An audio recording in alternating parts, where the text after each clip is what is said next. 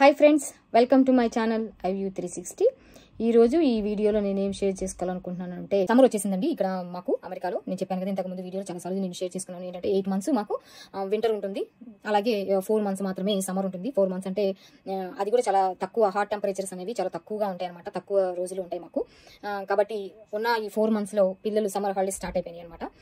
దాదాపుగా ఎప్పుడంటే May month ఎండింగ్కి schools అయిపోయినాయి, అలాగే మళ్ళీ ఆగస్టు మంత్ ఎండింగ్ వరకు హాలిడేస్ ఉంటాయి అనమాట.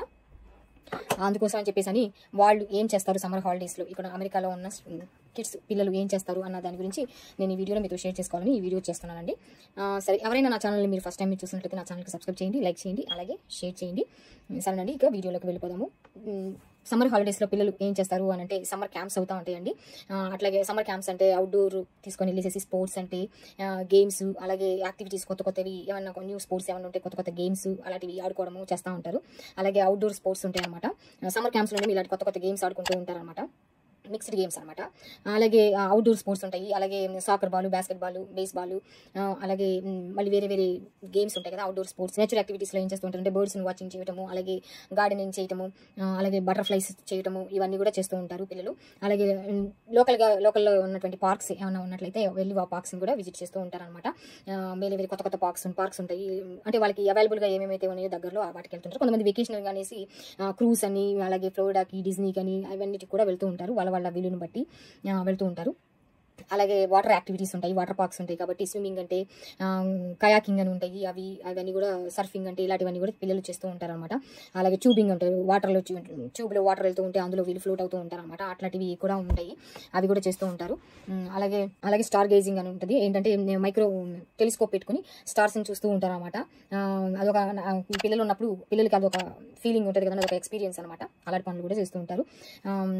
అలాగే మ్యూజియంకి వెళ్తూ ఉంటారు అనమాట. ఇండోర్ యాక్టివిటీస్ ఏముంటాయి అంటే మ్యూజియంస్కి వెళ్ళటము, కల్చరల్ పార్క్స్కి వెళ్ళటము, హిస్టారికల్ ప్లేసెస్ ఉంటాయి కదా లోకల్ హిస్టారికల్ ప్లేసెస్, అక్కడికి వెళ్ళి అవి చూడడము, అవన్నీ కూడా చేస్తూ ఉంటారు. అలాగే లైబ్రరీ ప్రోగ్రామ్స్లో సైన్ అప్ చేసుకొని, కొన్ని లైబ్రరీస్లో ఫ్రీగా ఉంటుంది, కొన్ని లైబ్రరీస్లో పే చేసేది ఇది ఉంటుందండి, వాటిని చూసుకోవాలి. ఫ్రీ లైబ్రరీస్లోకి వెళ్ళి వాళ్ళ దగ్గర అక్కడ బుక్స్ అంటే వాళ్ళ దగ్గర మళ్ళీ ఎవ్రీడే ఒక్కొక్క యాక్టివిటీ పెడుతూ ఉంటారు అనమాట, అంటే స్టోరీ టెల్లింగ్ అని, మళ్ళీ అలాగే ఒక్కొక్క రోజు యానిమల్స్ని చూపించడము, ఒక్కొక్క రోజు ఒక యాక్టివిటీ పెడుతుంటారు. వాటికి మనం సైన్ అప్ చేసుకొని వాటికి క్లాసెస్ కూడా వెళ్ళొచ్చు. వాటిలో కూడా కొన్ని పే చేసే క్లాసెస్ ఉంటాయి, కొన్ని ఫ్రీ క్లాసెస్ కూడా ఉంటాయి అనమాట. వాటికి అవి చూసుకొని వెళ్ళాలన్నమాట లైబ్రరీకి, అలాగే వెళ్తూ ఉంటారు. అలాగే ఆర్ట్స్, క్రాఫ్ట్స్ ఇవి కూడా చేస్తూ ఉంటారు పిల్లలు. ఆర్ట్స్ అంటేనేమో కొంతమంది గర్ల్స్ బీడ్స్ తోటి జ్యువెలరీ చేయడము, అలాగే బాయ్స్ అయితే కార్స్ వాష్ చేయడము, అలాగే వాళ్ళకి ఇష్టమైన ఏమంటే సమ్మర్లో కొంతమంది ఏంటంటే గడ్డి కట్ చేస్తూ ఉంటారు అన్నమాట పిల్లలు. గడ్డి కట్ చేయడం అంటే వాళ్ళు పిచ్చి మొక్కలు మొలుస్తూ ఉంటాయి కదా, గార్డెన్ ఇక్కడ ఎక్కువగా గడ్డి ఉంటుంది. గడ్డిలో పిచ్చి మొక్కలు మొలుస్తున్నప్పుడు పిల్లలు ఏం చేస్తారంటే మాకు ఒక $10 అట్లా ఇస్తే వాళ్ళు వచ్చి పిచ్చి మొక్కలని పీకేసి వెళ్తూ ఉంటారు అనమాట. ఇలాంటి చిన్న చిన్న గార్డెనింగ్ పనులు అంటే ఇవన్నీ కూడా చేస్తూ ఉంటారు. అలాగే సైన్స్ ఎక్స్పెరిమెంట్స్ కూడా చేస్తూ ఉంటారు అనమాట, కొత్త కొత్త ఎక్స్పెరిమెంట్స్ చేయటము. అలాగే ఎక్కడైనా ఏమైనా సైన్స్ షోస్, ఎగ్జిబిషన్స్ ఉంటే వాటికి వెళ్ళడము, వాటిని చూసి మళ్ళీ వీళ్ళు కొత్త ఎక్స్పెరిమెంట్స్ చేయడము ఇలాగ చేస్తూ ఉంటారు. అలాగే బేకింగ్ అండ్ కుకింగ్ చేస్తూ ఉంటారు.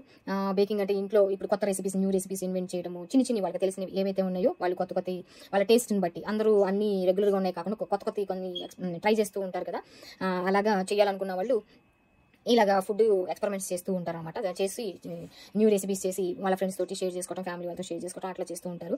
అదొక అంటే అది ఇంట్లో వాళ్ళకి హెల్ప్ఫుల్గా ఉంటుంది, వాళ్ళకి కూడా ఒక సెల్ఫ్ సాటిస్ఫాక్షన్ ఉంటుంది కదా, మేము కుక్ చేసాము అన్నట్లుగా అలాగనమాట. అలా ఎంగేజ్ చేస్తే కూడా పిల్లలకి మంచిది. వాళ్ళు మనకి ఓల్డ్ ఏజ్ అయినప్పుడు పిల్లలు కూడా వాళ్ళు హెల్ప్ఫుల్గా ఉంటారు కుకింగ్కి కానీ దేనికైనా కానీ. అలాగే బోర్డ్ గేమ్స్, కార్డ్ గేమ్స్ ఆడుతూ ఉంటారు. బోర్డ్ గేమ్స్ అంటే ఇక్కడ మొనాపలి అంటే చాలా గేమ్స్ ఉంటాయి అనమాట, పజిల్స్ అంటే ఇవన్నీ కూడా ఇలాంటివన్నీ చేస్తూ ఉంటారు అనమాట.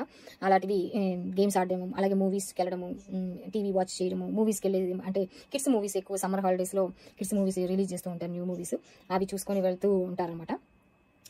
మూవీ థియేటర్కి వెళ్ళేది కూడా గుడ్ ఎక్స్పీరియన్స్, పిల్లలకి బాగుంటుంది. ఫ్రెండ్స్ తోటి కలిసి అందరూ చెప్పుకొని ఒకరోజు ఫ్రెండ్స్ తోటి వెళ్తూ ఉంటారు.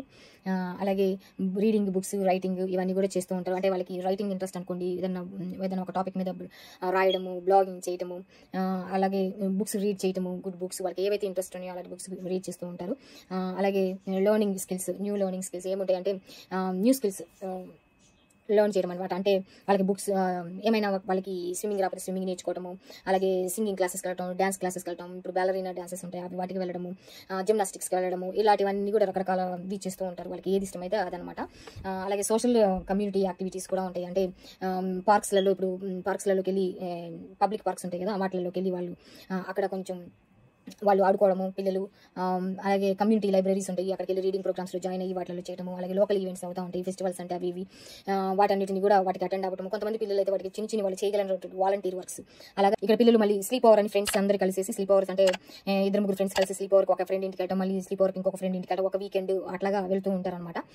అది కూడా చేస్తుంటారు. అలాగే మళ్ళీ పెయింటింగ్స్ చేస్తూ ఉంటారు. పెయింటింగ్ కొంతమంది పిల్లలు పెయింటింగ్స్ చేసి అవి అమ్ముతూ ఉంటారు పెయింటింగ్స్. అలాగే స్టోన్ పెయింటింగ్ అని ఉంటుంది, వాటితో పెయింటింగ్ చేయడం. అలాగే వాటర్ పెయింటింగ్ అని ఉంటుంది, వాటితో పెయింటింగ్ చేయడం. అలాగే కొంతమంది ఆర్ట్ స్టూడియో అని పెట్టుకుని, అంటే ఒక బోర్డు లాంటిది పెట్టుకునేసి, ఇప్పుడు బోర్డు లాగా పెట్టుకుని వాటి మీద ఆర్ట్స్ వాళ్ళకి ఇష్టమైన డ్రాయింగ్స్ వాళ్ళకి ఇష్టమైన డ్రా చేస్తూ ఉంటారు. అలాగే ఆర్ట్ స్టూడియోస్ కూడా పెట్టుకుంటూ ఉంటారు పిల్లలు.